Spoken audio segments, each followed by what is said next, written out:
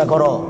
আমি তোমাকে পরামর্শ দিয়েছি, তোমার বাপের জমিদারি আছে, বড় ব্যবসা করো। টাকা কম আছে কলা বিক্রি করে খাও, তার চেয়ে টাকা কম আছে চকলেট বিক্রি করে খাও। যদি চকলেট বিক্রি করে খাওয়ার টাকা না থাকে তাহলে মানুষের বাড়িতে কাজ করে খাও। যদি মানুষের বাড়িতে দোকানপাটে কাজ করে খেতে না পারো তাহলে ভিক্ষা করে খাও। ভিক্ষা করা টাকা দিয়ে চাউল কিনে ভাত খেয়ে ইবাদত কবুল হবে। শোনো, আমি ভিক্ষা করতে বলিনি, এটা শেষ স্তর।